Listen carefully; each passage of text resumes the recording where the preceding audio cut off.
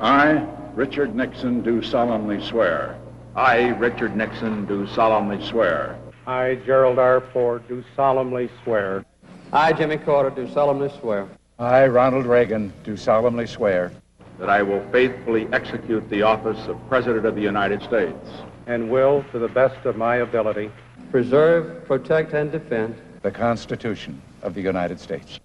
So help me God. So help me God. So help me God. So help me God.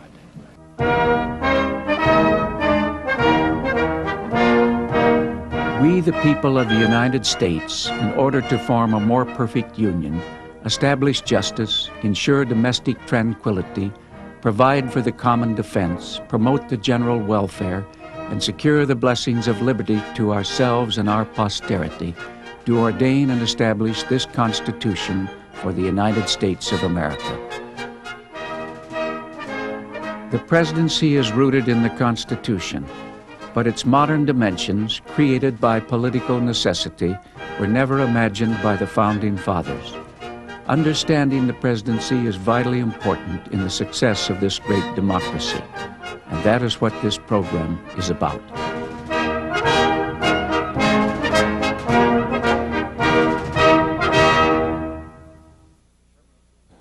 I am Warren Berger, Chairman of the Commission on the Bicentennial of the United States Constitution. It is a rare occasion in history to have 4 living former presidents. It has happened only once before, when Abraham Lincoln took office. Our commission decided to interview our 4 former presidents to record and preserve their views about the office of the presidency and the interaction of the president with the other branches of government, with the people, and with the media. Our interviewer and narrator is the distinguished journalist Hugh Sidey, who began covering presidents during the administration of Dwight D. Eisenhower. Jimmy Carter, the 39th president, was the first president from the Deep South since before the Civil War. He brought to the White House conservative fiscal plans, liberal social ideas, and a belief that politics is a moral activity.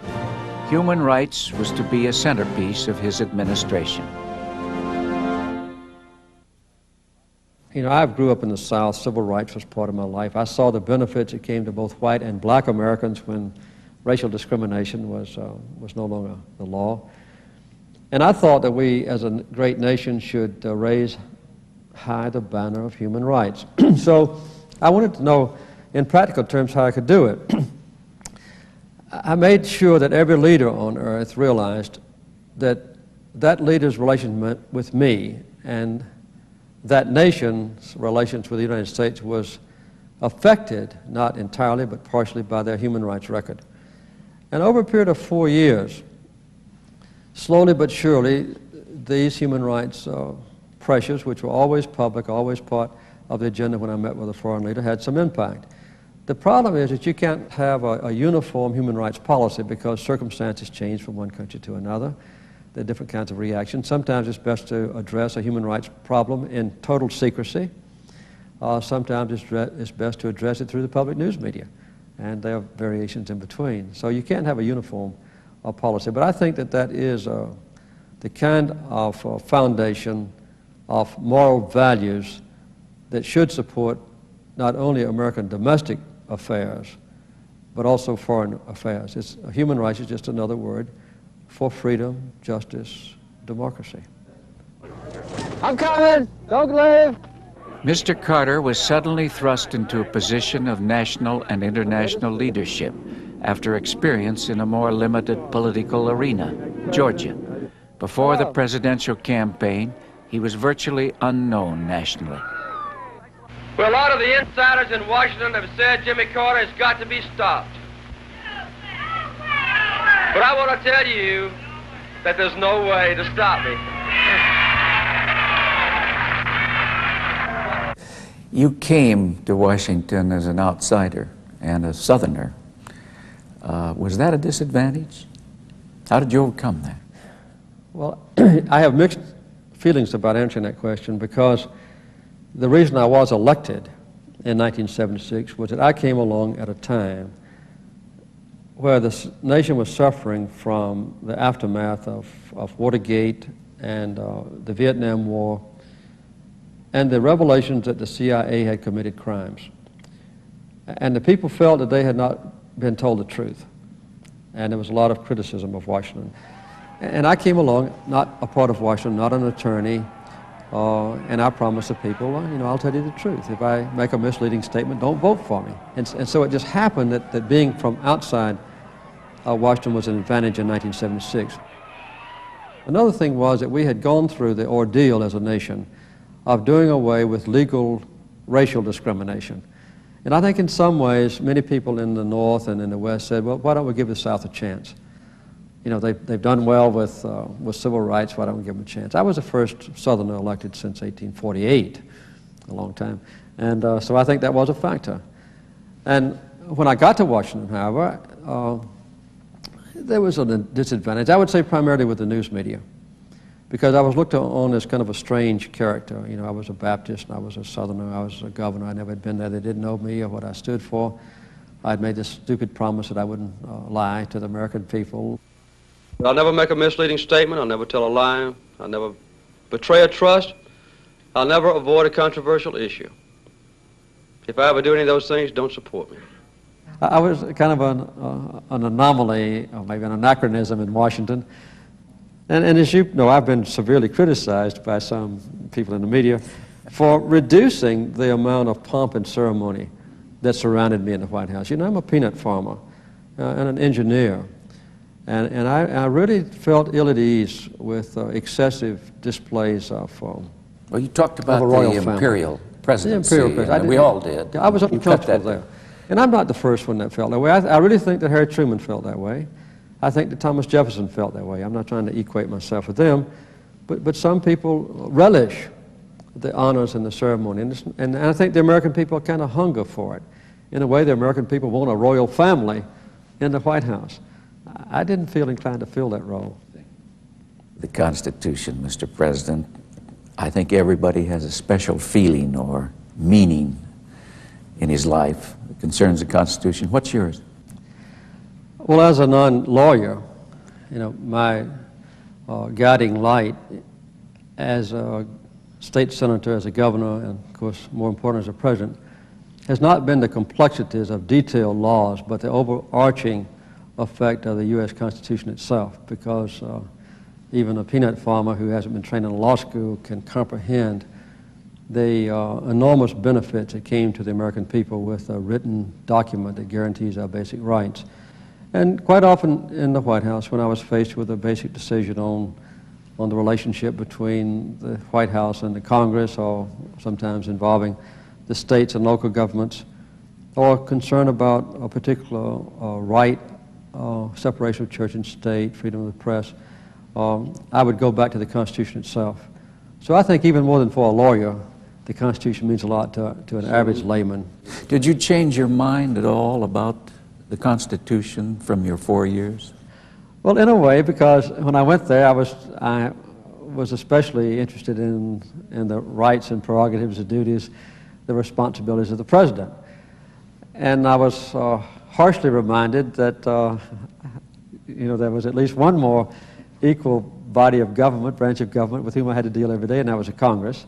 Is that very delicate balance of power that we've all, of course, revered over the years between Congress, judiciary, and the executive, is that pretty much intact, do you believe? Yes, I think so.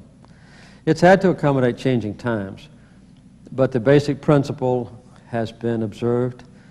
The ultimate arbiter of any decisions that were disputed were the Supreme Court itself, and there's not been any serious incident when the Congress and the President didn't abide by the ultimate authority on the interpretation of the Constitution, that is the Supreme Court.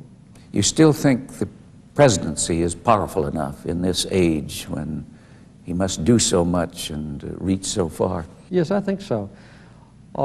In my office next door, there is a book of titles of laws that have been passed in the last 200 years, giving additional duties and responsibilities to the president. That book is literally that thick.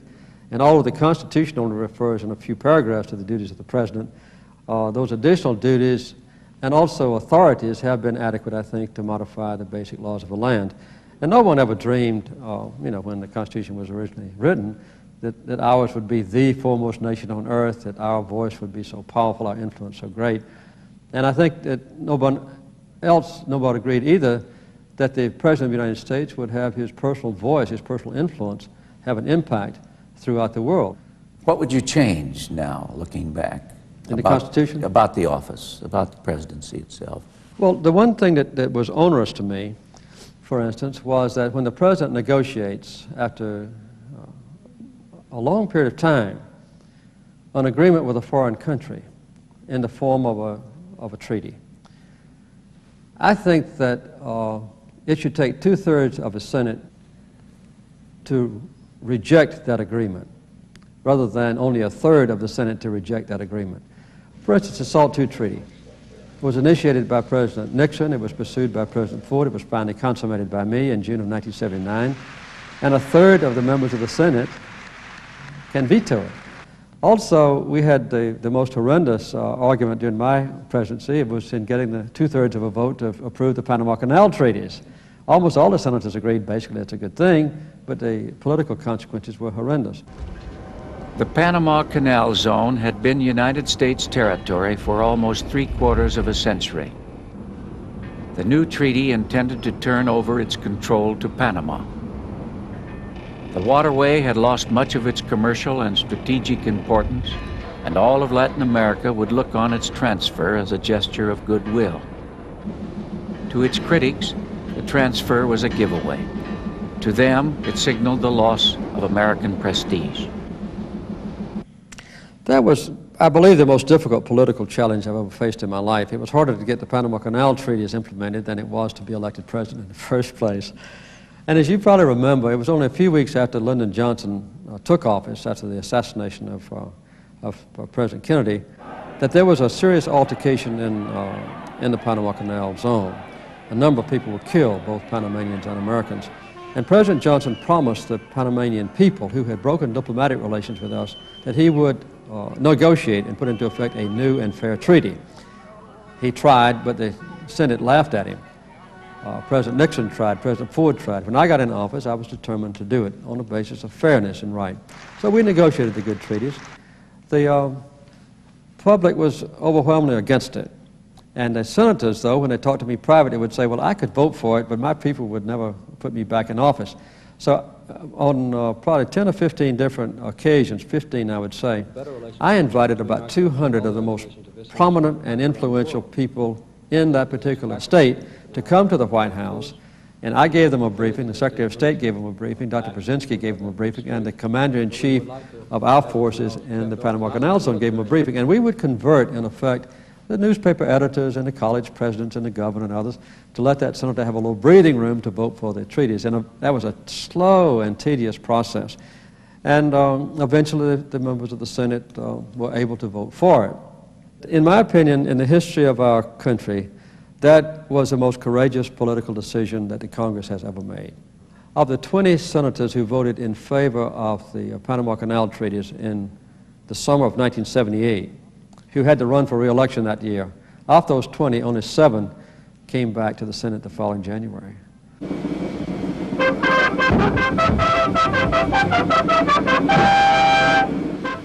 President Carter did not make a great distinction between morality in domestic issues and foreign policy issues. He sought international peace as well as domestic peace. Mr. President and Mr. Carter, shalom and welcome to Israel. In the Middle East, a state of war between Egypt and Israel had existed for nearly 3 decades. President Carter chose that troubled area to act the peacemaker. The Camp David session, I would guess, was and will be unique in history. I cannot imagine ever again in the history of our country when the President of the United States could go into seclusion for almost 2 weeks with the leaders of 2 other nations and just spend that time trying to find peace. I always thought that if a world war erupted, it would be because of the Middle East. So I elevated peace in the Middle East higher in my own priorities, perhaps, than my predecessors or successors did. And I saw Sadat's visit to Jerusalem being frittered away with no positive benefits. And I also understood that Israel, because of its political orientation, did not trust the United Nations as a forum within which peace talks could be held. So there was kind of a vacuum there. And one day we were walking at Camp David, and Rosen said this would be a good place in this quiet solitude to bring together the Egyptians and Israelis, so maybe to get to know each other. We thought at the most we'd be there 3 days. It turns out that we were there 13 days. But I would say it was an act of political desperation.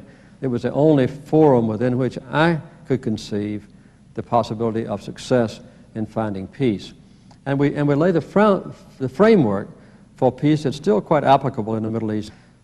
Well, I was going to say, one of the old rules of summitry was you have to know the results before you sit down, or the risks are high. Public anticipation runs away with it. You took that risk. And I was a lonely voice. You know, most of my political advisors and most of my staff and cabinet officers said, don't do it, because if you do fail, it's going to be a horrible embarrassment to our country. An even more risky thing was 6 months later when I flew from Washington to Jerusalem and to Cairo to try to bring the two together on a peace treaty. And we were successful. Had I been unsuccessful, I would have looked quite foolish as a president. The results were worth it, in your mind? I think so, because the last 11 years, since the peace treaty, as I said, both sides have honored every word and every paragraph in that peace treaty. Is this going to become an increasing activity of presidents? I mean, summitry of one kind or another, because it seems now with so much communication, the ease of travel as it is, that there's just a force there that brings them together more often. Well, the primary thing we talk about summitry is between the leader of the Soviet Union and the leader of our country.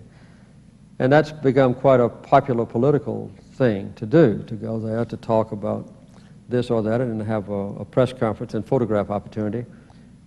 And usually the summit meetings are primarily a dramatic orchestration. Sometimes you do conclude an agreement, but most of the time you've got it worked out ahead of time. What you want is for the world to know we are meeting together. This alleviates tension and fear of war. We have been successful in agreeing on these things, which is also a very important political statement. And quite often you notice that the things on which we don't agree, we just don't mention those in the final press conference. The most onerous burden of the Carter administration also came from abroad, from the Middle East. The Shah of Iran had been ousted, replaced by the religious leader, the Ayatollah Khomeini.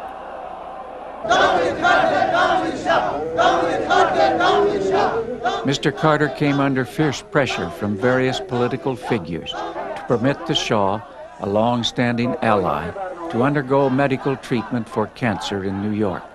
It started a string of episodes that tested President Carter's political, diplomatic, and eventually his military leadership.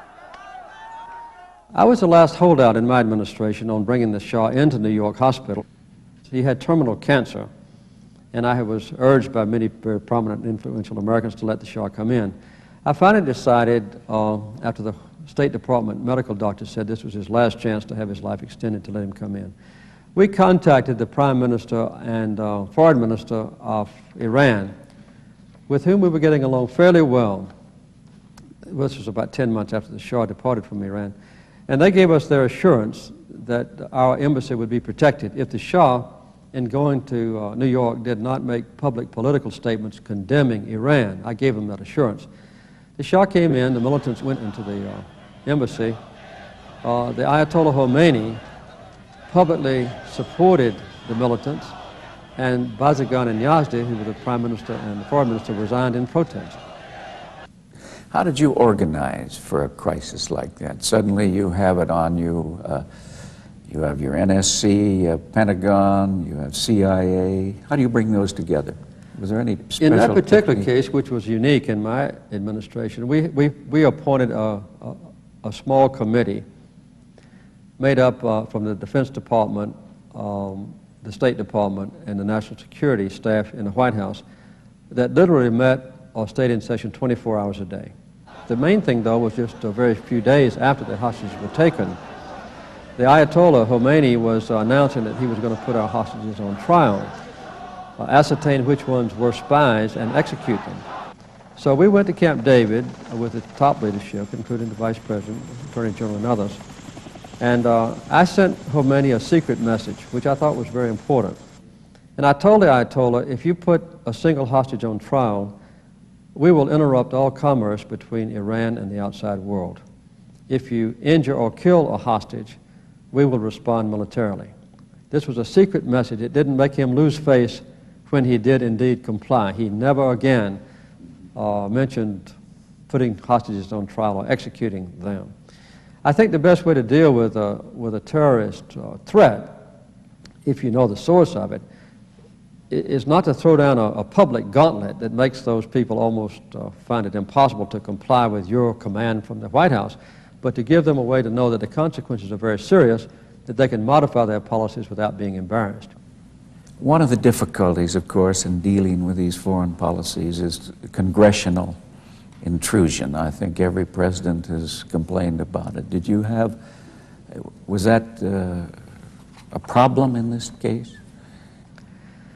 Not really. There never was a time during that very difficult year when the hostages were held that I was in opposition to the Congress or vice versa. The Congress was very supportive. In fact, the whole nation was obsessed with the holding of the hostages. It wasn't just I, the news media, and the people themselves. There were probably millions, literally, of yellow ribbons around trees through the United States.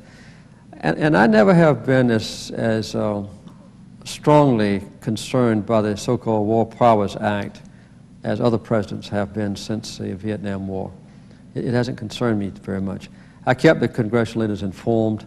And also, I made a pledge when I was a candidate that I would never interfere in the internal affairs of a foreign country unless our nation's security was directly threatened, not just indirectly threatened.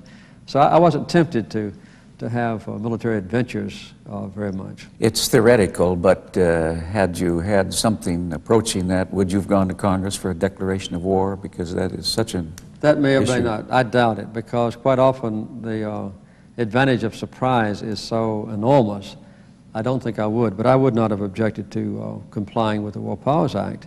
But the basic principle of sharing a long-term and very serious military commitment with the Congress, I think, is wise. The only military action in the Iranian crisis was an American attempt to rescue the hostages. Codenamed Desert One, the action was aborted in the Iranian desert when a helicopter collided with a transport plane, killing 8 people. What about covert action? Because you had your Operation Desert One, and that had to be secret. Exactly. There, again, it was completely within the bounds of the War Powers Act, other laws, and also within the bounds of the Constitution. We were trying to rescue the hostages. And had we forewarned the Iranians who were coming to get our hostages out, it would have been a catastrophe. They might all have been assassinated. Does the country need to keep a capacity, a covert capacity, Of course. to act like that? Of course. We tried, when I was in the White House, to improve substantially the quality of our electronics surveillance capability, satellites and others, particularly radio monitoring. And we reduced the functions of the CIA and other intelligence agencies that in the past had been condemned because of illicit activities, things that were violating the basic principles of our country, including the planning of and the execution of murder. So we kept the intelligence, the covert operations, within the bounds of moral standards that guide us in our lives. I think the same standards ought to guide us as we relate to other people. One of the things, of course, that's been a guide through history was that the United States protected its citizens abroad. With hundreds of thousands of Americans abroad now, possible hostages, can we do that? Do we need to change that viewpoint? No, I think the President has an obligation to protect American citizens abroad. Presidents also have an obligation not to precipitate crises where Americans are put in danger. And of course, another thing is that Americans are taken hostage and held for long periods of time, primarily because the people in the country dislike us, distrust us, feel that we are mistreating them in some way. I think in the case of the Iran hostage crisis, while I was president, it wasn't so much anything that the United States had done, but it was the fact that the Shah had been a close ally and friend, I think, of 7 different presidents. And they equated the Shah, whom they had overthrown in the revolution, with the United States. But that's the source of the threats to our country and our people overseas. Really is an inadequate understanding of and cooperation between a mutual trust between those people in our country. The American hostages in Iran were released eventually and were returned to the United States after complex legal and diplomatic negotiations. During the Iran hostage ordeal, another crisis erupted, this time in Afghanistan, and it threatened vital American interests. President Carter said it was imperative to draw the line. Massive Soviet military forces have invaded the small, non-aligned, sovereign nation of Afghanistan. I have decided to halt or to reduce exports to the Soviet Union in 3 areas that are particularly important to them. There is absolutely no doubt that these actions are in the interest of world peace and in the interest of the security of our own nation. Well, when the Soviets invaded Afghanistan in the midst of the Iranian Revolution, Iran was vulnerable, and I looked upon Afghanistan as a possible stepping stone for the Soviets to go from Afghanistan, if they were successful, toward the warm waters of the Indian Ocean, through Iran, or maybe through Pakistan. This was a very serious matter to me. I thought my own nation's security was indeed at stake. In my State of the Union message in January of 1980, about a month after the Soviets' invasion, I made a statement which was characterized by some members of the press as a Carter doctrine. I told the Soviets that any move by them from Afghanistan southward would be interpreted by me as a direct threat to the security of my country, and that we would respond militarily and would not confine our response to that particular area of the world. It was a very serious public warning by me to the Soviet Union through a speech to the Congress. And I think it was delivered very clearly, and I think the Soviets understood that if they did invade Pakistan, or if they did invade Iran, that we would respond militarily. We wouldn't necessarily send our troops halfway around the world. Our response would be global in nature. We had an 8 million ton food grain agreement with the Soviet Union, which I honored. We did not violate that agreement. But the Soviets had ordered additional grains to be used for animal feed, and I did stop the shipment of those grains. And I don't know, the other thing that we did that was much more pertinent, it was very secret at that time, was to furnish the Afghan freedom fighters with adequate weapons to defend themselves. And I was determined to do everything I could, working with other countries, of course, to make sure the Soviets were not successful in their effort to take over Afghanistan and subsequently to move south and endanger the Gulf region. And I think that this was successful. Was the White House set up properly to deal with such complex issues? I thought it was. The White House under my administration was set up basically the way I had run my life before that, in my own personal business in the governor's mansion, and I did the same thing during my campaigns and also in the White House. I liked to delegate authority to people in whom I had confidence.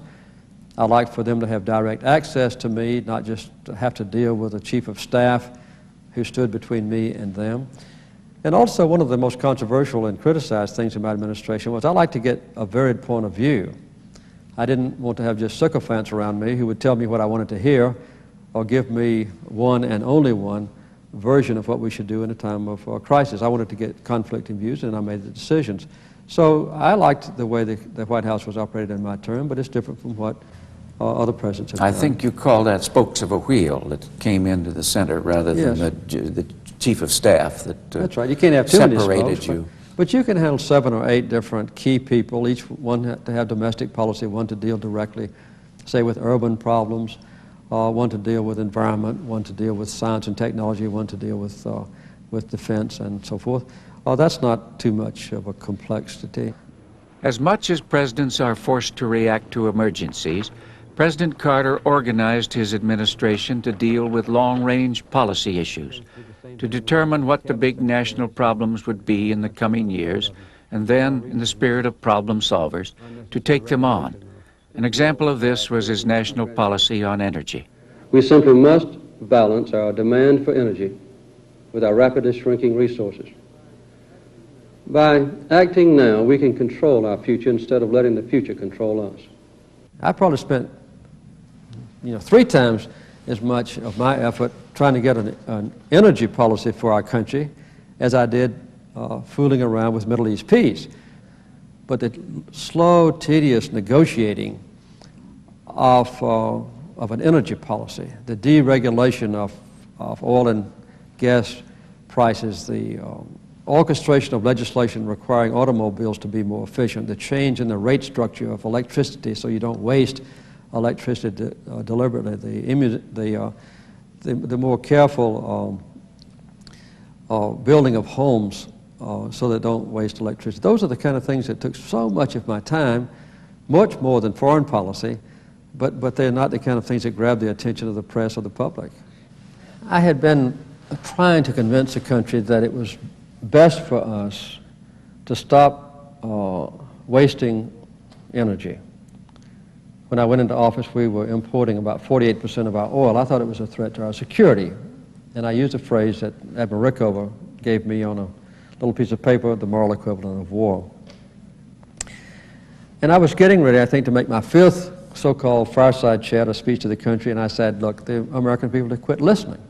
They don't want to hear any more about sacrifice. They don't want to hear any more about limits. So I canceled the speech. And I went up to Camp David and consulted with a lot of people, and I made this speech saying, in effect, that our country had been through some shocking times in the past. We went through the Civil War, we went through the assassination of John Kennedy and Robert Kennedy and Martin Luther King Jr. We went through the ordeal of Watergate in Vietnam. But our country had been resilient. We had been able to take these crises and to survive them. Now we had a crisis on our hands in dealing with the oil shortages. And I had confidence that our people could resolve this issue as well. The speech, amazingly, was the best received speech I ever made immediately thereafter. It was later characterized with a word I never used, that was malaise. Malaise. I wasn't pointing out that our country was decrepit or lacking in resolve or integrity or strength. The point I made in the speech, and I hope you'd read it, was that our country had been through these ordeals successfully, and we could still do so. Also, our natural resources are not limitless. We need to conserve. But these are the kind of things that people don't want to hear. They want to hear that we are preeminent. We are a city, a light on a hill. People look to us for guidance, for leadership, for authority, for direction. We don't have to worry about oil shortages. But you felt it was necessary. I felt it was necessary. And it was a kind of a negative message that was not at all politically popular. You've commented in the past, Mr. President, about the cumbersome congressional committee system that seemed to absorb so much time of your people for hearings, various things. Do you have any suggestions how to change that? It seems to get bigger. Well, the problem is the fragmentation of a congressional responsibility. I remember when we had some of our just very basic legislation being considered on energy policy. There would be 5 major committees in the Congress working on it simultaneously, each one with a different perspective and each one with different turf to protect. And then within the House itself, you had to then have a reconciliation among those 5 or 6 major committees and then let the entire House vote on it. It was a very tedious process. And then, of course, you had to have a reconciliation between that and the Senate. But reforms, I think, in the House and Senate are very difficult to orchestrate because it has to be self-reform. And now you've got several tens of thousands of congressional staff members. That's right. Almost 30,000, I think. 30,000. It's amazing. Like and those people although they're very fine specialists that are valuable to the member of Congress in shaping opinion and decisions, are determined not to endanger their own existence as government employees. So they are protecting what is there. So you've got now a very rigid and very costly bureaucratic impediment to incisive decisions in the House and Senate. You've mentioned the budget difficulty several times. What about a balanced budget amendment, a national balanced That's budget foolish. also? You know, the people that have been advocating a balanced budget amendment, including some very well-respected presidents, all they've got to do is to draft a balanced budget that is sound and justifiable and defensible and present it to the Congress. And then let the Congress take the onus, which would be quite severe, of unbalancing the budget. That has not been done, you know, in the last 10 years. In fact, the budgets have gotten out of hand, the budget deficits. In just 8 years after I left office, the nation's federal debt tripled, an extraordinary blight, I think, on the future of our country and its fiscal and financial integrity. Our founding fathers that devised that Constitution we talked about never envisioned what we now call a divided government. That is, a Congress of one party and a White House of another party, and they don't seem to be able to resolve that. What would you do? Well, I don't think we ought to change the Constitution to require No. that the two be in the same party. I didn't have that problem because I had a Democratic Congress. You were one of those that escaped But that. let me say that quite often I had to turn to the Republican leadership to do things that I thought was important. For instance, to reform the federal bureaucracy was a campaign promise of mine. And when I was elected, I very carefully drafted a law and presented it to the Congress. My first day in the White House, I could not get a single Democratic congressman to introduce that legislation. So I called on the Republican leadership to introduce the legislation for me, and it passed. What about, though, currently this kind of standoff that sometimes reflects itself in gridlock, whether it be budget or not? Does that go to the political system? Would you change the terms of senators, congressmen? Would you limit those? Would you change the finance of campaigns now?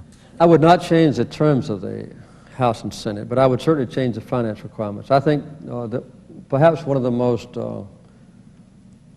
I don't know whether to say disturbing or disgraceful, I'll say disgraceful, elements of our modern political system is the unwarranted influence of political action committees who, in effect, legally bribe the members of the House and Senate. And when they finance a campaign by giving tens or hundreds of thousands of dollars to a favored chairman of a committee or chairman of a subcommittee, that contribution is expected to be repaid.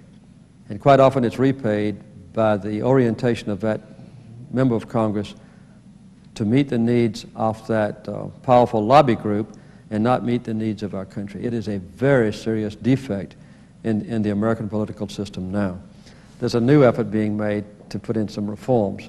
I would like to see that. One possible way, of course, is by public financing of the House and Senate races, but the incumbents will be very strongly opposed to that because it gives their non-incumbent challengers much more of an equal chance to be elected, and they don't want to do that. What did you look for in people, both in your cabinet and your staff? What were qualifications? I would say three things, and you probably won't like the first thing, that's loyalty.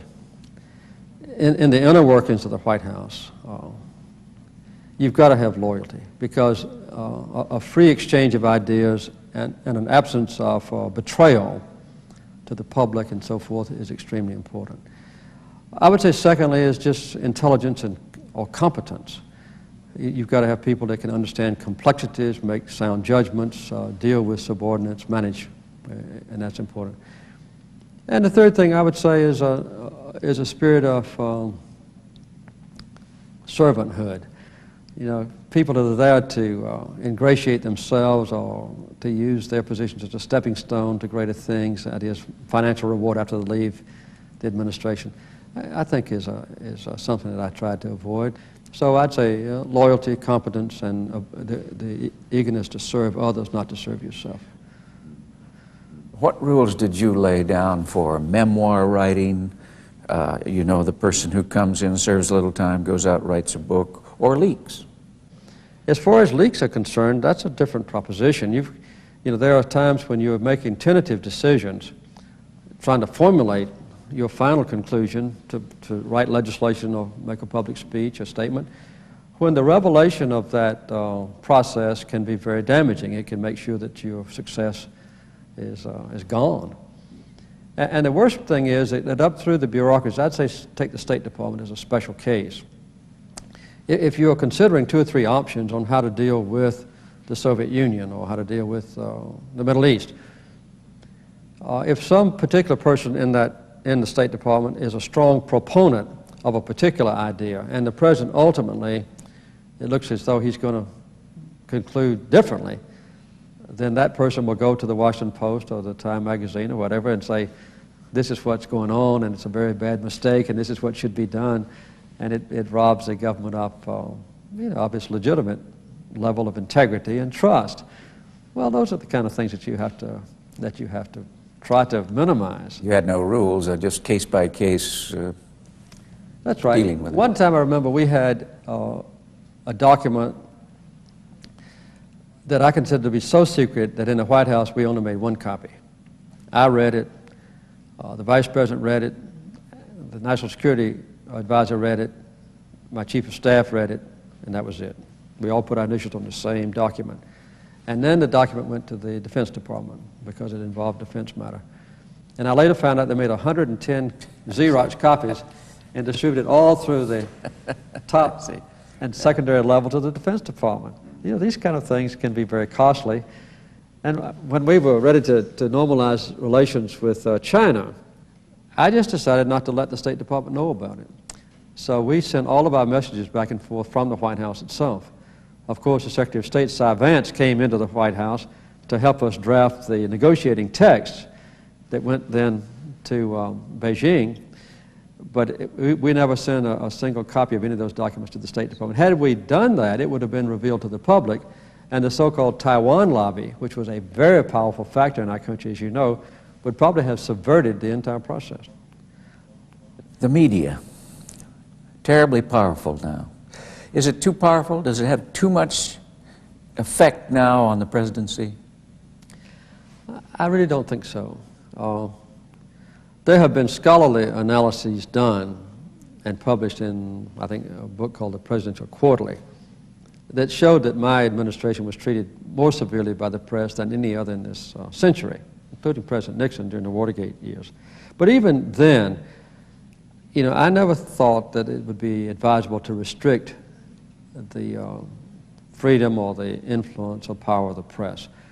The only way, really, that the President has to relay his views to the American people, to use his so-called bully pulpit, is through the press. The press in this country is basically self-correcting.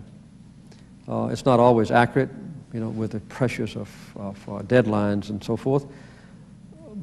But if one particular medium does report an event erroneously, with great relish, their competitors in the news media jump on that mistake and publicize it. So I think the self-correcting nature of the press and the incisive analysis of what's going on in the internal affairs of government is very healthy. The White House press corps is basically combative. It's basically trying to trick the president into saying something that's ridiculous or foolish or ludicrous. The thing that I did that was very helpful to me was to have on Friday noon about 40 regional news representatives come into the cabinet room, editors of small newspapers, TV directors in regional places, and they would ask me a totally different kind of question. You'd leap over that. Leap over that, and what they ask is questions was sometimes very difficult to answer, but it also gave you a very good insight into what's going on in Des Moines. What are the people in Sarasota, Florida worrying about? What's how's the logging industry being treated in Washington State? Those are the kind of questions you wouldn't get from the White House press corps, but you did get them when you invited those people to come into the White House. And that's what I did very regularly and consistently for 4 years. Mr. President, one of the things been suggested is, should you have press conferences occasionally where you limit the subject matter on one subject, say no other question? Well, that's certainly possible, and I think the President could orchestrate that. As a matter of fact, I did have one or two. One was quite unpleasant, by the way. I had a press conference on my brother Billy. Billy Carter was a colorful personality whose freelance business dealings, such as those with Libya, were extremely controversial. It was shortly before the 1980 convention, and there was so much furor in the press about my brother that I called a press conference that lasted a full hour, not just a half an hour, and I only answered questions about Billy, which is what the press wanted. But I think it's very difficult to do that as a habitual thing. How often did you believe you had to have press conferences? Did you set yourself a strategy? Yes, I set a goal of every 2 weeks, and we adhered to that goal for 2.5 years. Did you have to prepare for those? Yes, yes, I did.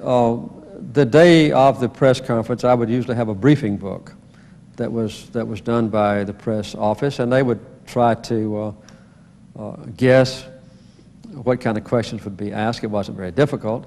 And I would say they had about an 85% batting average. In other words, 85% of the questions that the president gets at the press conference are predictable. Every now and then, of course, you get those that you can't predict. I really enjoyed those. You can look at some of the tapes of my old press conferences. You can tell that I kind of enjoyed the give and take with the Were they White House worthwhile? press. I think Did so. they do what you Yes, I think so. I believe they were worthwhile, and it lets the president present his views directed to the people without editing. How did you read public opinion? Did you rely on polls a good deal? Or did you feel you had enough input from your staff and other people? I don't believe we ever did polls in the White House, except we would obviously read those that were published in the So you major didn't go media. out and measure on an issue yourself? No. the White What House? I did quite often, if you look back in history, was had town meetings. I would go to a place in Arkansas and Massachusetts or in California, wherever, and spend the night with a private American family, which was always interesting. And then that evening would have a live television covered town meeting, and sometimes it would be telecast nationwide. We're glad to have you here, and I know you like tough questions. I think I have one. Right on. In the spirit of your 1976 I would answer questions of an campaign, unrestrained statement, type I think almost pledged from private citizens for like an hour and a half. And that kind of questioning gives me a very good feedback. Our target is to have 20% of all the energy that we consume in this nation come directly from the sun by the year 2000. And Another very interesting proposal that I made when I was first elected, I don't think it's ever been written about, is that I proposed to the Speaker of the House and to the Senate Majority Leader that I come over to the Congress on occasion, every month or so, and answer questions from the members of Congress in session. Well, that's a little like the parliamentary system. Yes, I thought just they would a touch. be delighted. But I got an immediate rejection of that idea from the Speaker and from the Majority Leader.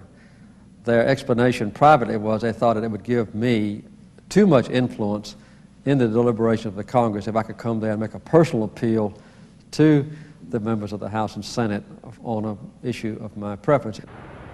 Vice presidents are constitutionally mandated to preside over the Senate without holding the powers of senators. They represent the president at ceremonies and chair various fact-finding committees. However, Mr. Carter said he intended to have his vice president, Walter Mondale, play a larger role in government to prepare him to step into the office of the presidency. You made Mr. Mondale a prominent figure. You brought him into the internal workings of the White House, I guess, more than any other president. I did.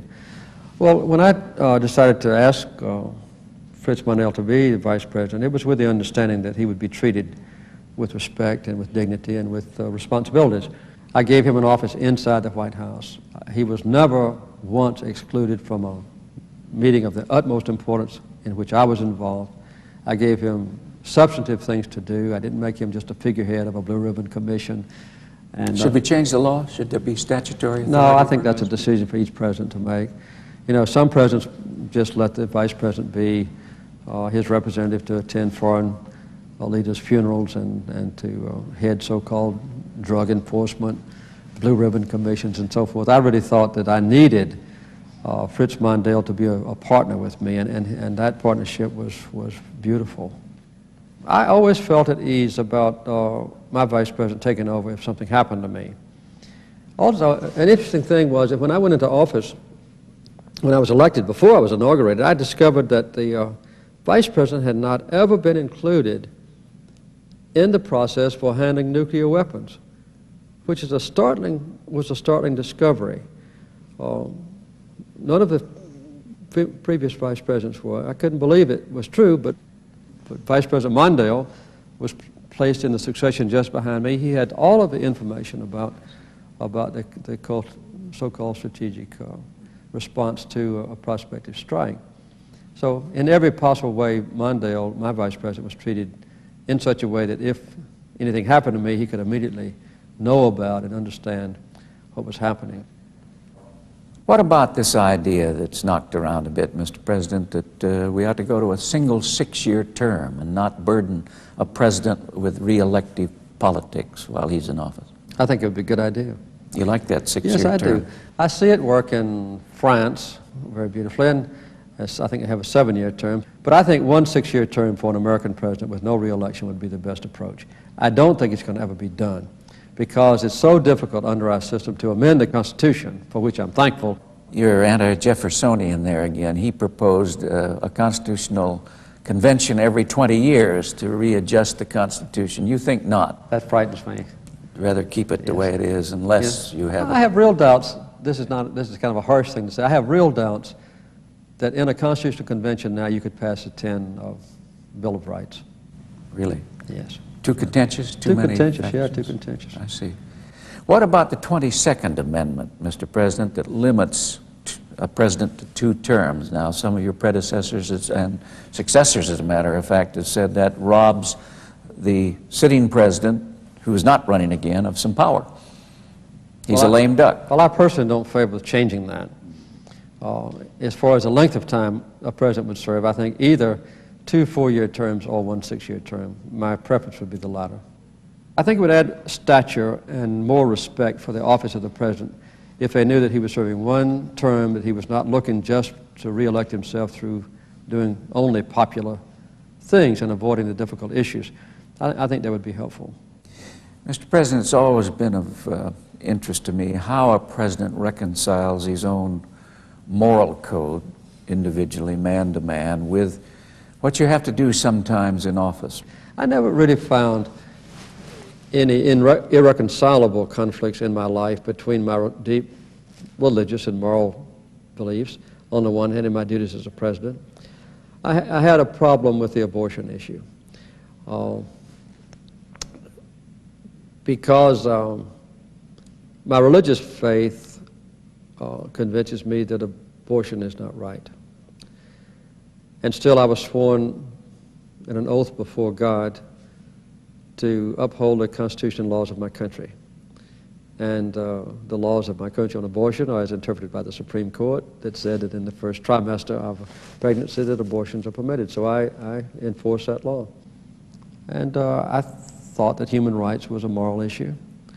But the way I feel is that the United States is a moral country. You know, we're guided not only as individuals, but as a country by the same basic standards. And so there ought not to be any substantial discrepancies between what we do as human beings that's right and decent and just and fair and compassionate on the one hand, and what we do as a nation that's right and decent and just and fair. That is the theme which got Jimmy Carter elected president, and it stands as a code of conduct for any person in the Oval Office.